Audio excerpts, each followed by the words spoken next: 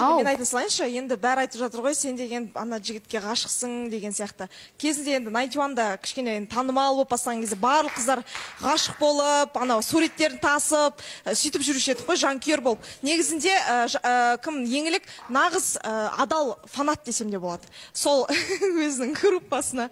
Жалпы енді өйтіп айта берудің қажеті жоқ, еңлікті көме берудің қажеті жоқ. Егер дайын болмаса, ол айтатын еді, я шынымен де менде бір сезім бар деген сияқты. Және де енді аты кім еді? Руслан. Руслан, қош келдіңіз. Қош көрдік. Руслан, қош келдіңіз. Жалпы енді бізде еңлік андай қырсық қызда, мінезі бар, кішкене енді эмоциясы да бір қатты шыға бермейді. Жалпы енді кішкене унисон болып тұрсыздар негізінде. Бірақ енді ертең мысалы бір араларыңызда бір кикілжің туындап тұрған кезде, мысалы ертең еңлік бір қырсық қалған кезде сіз не істейсіз жігіт ретінде? Жалпы көнесіз ба? Жалпы сондай мінезге? Көнуге дайын болғансың келіп тұрмай. Керемет сөз. Және де сіздің өзіңіздің болашақ жарыңызға қоятын талаптарыңыз бар ма? Мысалы, қысқа кимеу керек, мынаяққа бармау керек, анаяққа қыдырмау керек деген сияқты. Шектеулеріңіз? Так, жоқ, ондай шектеу жоқ вообще. Главное, мен қасымда қысқа киема өзі біледі. Өзі біледі, иә? Тек ол достар аз болса болды. Жанахан бола ма? Әрине болады. Ассалаумағалейкум, қош келдің.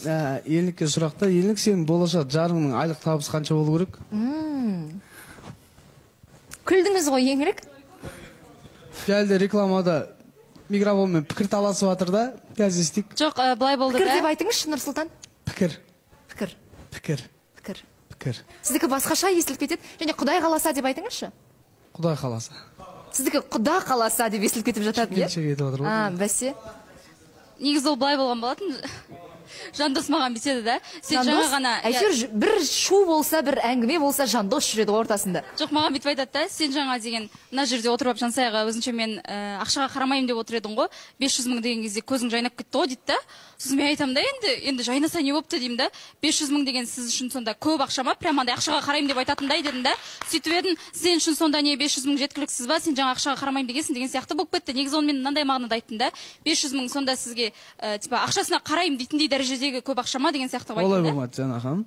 Былай болды. 500 мың теңге сізге деген бұяқта ілтипаттық вообще көрінген жоқ. Болмады. 500 мың ақша ма не? 500 мың ақша ма тура осы темпте болды.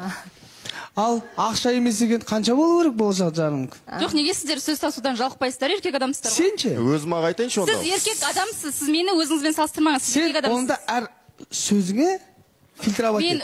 Онда біз сенің сөзіңді воспринимать етпейік, сыртқа айтып. Мен қазір ғана қалай айтқанымды дәл-мен-дәл айтып отырмын. Енді қанша жауап берсе болашақ жарың? Маған ол міндет, вообще маған ол важный емес. Главное, өзіміздің отбасымызды асырайтындай болса болды. 500 мың жете ма? Мен мынандай, анандай деп айтпаймын. Кәме сізге бір сумманы айтам, иә, сіз потом ойбай деп нерде көтерілесіздер, иә? Айтса, немне істейсің сен? Айтпаймын, не істейсің? Көтерілуден қорқасың ба? Болашақ жарыма айтам. Болашақ жарыма айтам. Нұрсұлтан, оны не істейміз? Біз негізінде ер азамат болғандықтан екі қолға бір күрек табылады. Если жұмысы болмаса, табады бірдеңе. Ол үйленуге, отау құруға, шаңырақ көтеруге келіп тұрған жігіт болса, барлық нәрсесін сайлап келді деген сөз. Және де қыз баласын негізінде бар арамызда ақша жағына мән беретіндер кейбіреулері бар. Бәрібір. Неге өйткені, главный қызды асыраса болды да, ертең әйел қылып алғанда, оған нақты сумманы ай сайын әкеліп 500 мың оны қолына ұстату міндет емес. Нақты керектеріне ақша табылса болды деп ойлаймын. Қыздар нақты қадалып қалмайды оған. Жанахан, мен қоса айтайыншы, негізінде бірақта асырай алса болды деген бар ғой, білмеймін мен. Маған мысалы керек қыз бар ғой, мен мысалы 500-ін тапсам, маған келіп негізінде тағы да больше керек десе, маған ұнайды. Мен негізінде больше тауғанда қыз мотивация беріп, негіз сенен сұраса, бар кезінде де, сен одан сайын еңбектенесің, и больше табасың, и өзіне де жақсы, оған да жақсы, отбасың да жақсы болды.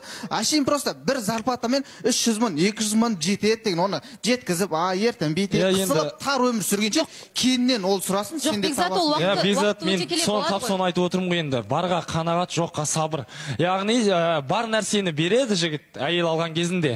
Отбасын барлығын қамтамасыз етеді. Если асып тұрса, одан арғай жұмыс жасап, тағы да еңбектене түседі деген сияқты ғой. Негізінде ақша ешқашан жетпейді. Ол ақша қанша көп болғанмен, ол соншалықты шашыла береді.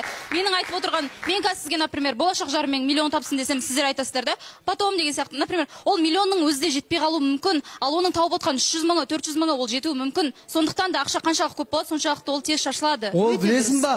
Ол 18 жасар қыздың пікірі Диана ханым. Ақша қанша? Мен 20-да. Ол 20 мақұл.